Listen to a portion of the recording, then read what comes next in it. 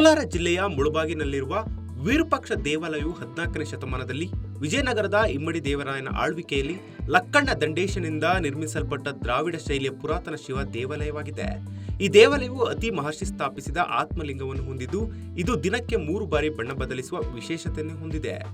ಮುಳಬಾಗಿಲಿನಿಂದ 5 kilometre ದೂರದಲ್ಲಿರುವ ವಿರೂಪಾಕ್ಷಿಪುರ ಅಥವಾ ವಿರೂಪಾಕ್ಷಿಯ ವಿಜಯನಗರ 2ನೇ ದೇವರಾಯನ ಆಳ್ವಿಕೆಯಲ್ಲಿ ಮೂಲವಾಗಿ ಲಕ್ಕಣ್ಣ ದಂಡೇಶನು ನಿರ್ಮಿಸಿರುವ ವಿರೂಪಾಕ್ಷಿ ದೇವಾಲಯದಿಂದ ಜನಪ್ರಿಯವಾಗಿದೆ.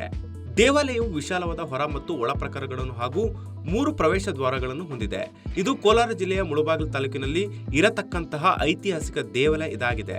ಪ್ರತಿ ಶಿವರಾತ್ರಿ ಹಬ್ಬದಂದು ಸೂರ್ಯನ ಕಿರಣಗಳು ನೇರವಾಗಿ ಶಿವಲಿಂಗ ಹಾಗೂ ಆತ್ಮಲಿಂಗ ಎರಡೂ ಲಿಂಗಗಳ ಮೇಲೆ ಸೂರ್ಯನ ಕಿರಣಗಳು ನೇರವಾಗಿ ಬೀಳುತ್ತವೆ.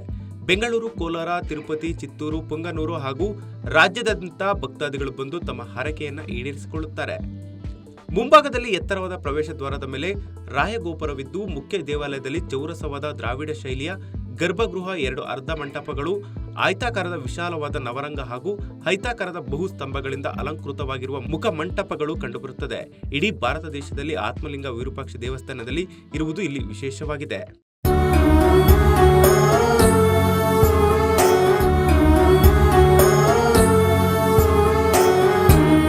ಸಂಪೂರ್ಣ ನ್ಯೂಸ್, ಇದು ನೊಂದವರ ಧ್ವನಿ.